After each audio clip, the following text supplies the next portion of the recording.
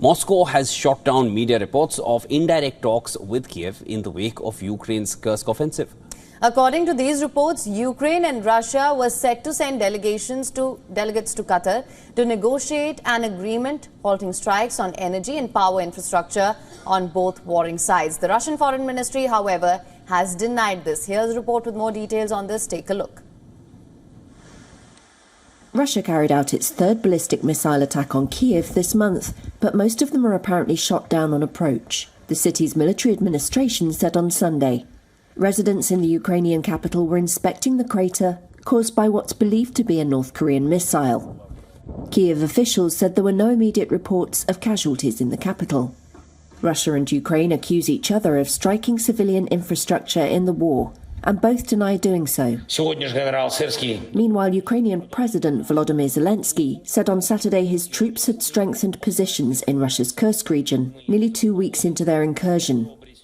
He called for bold decisions by Kyiv's allies to allow long-range strikes. These Ukrainian soldiers are conducting drills across the border from Kursk, where Ukraine says it has seized more than 80 settlements over 444 square miles since October 6th. It's the biggest invasion of Russia since World War II.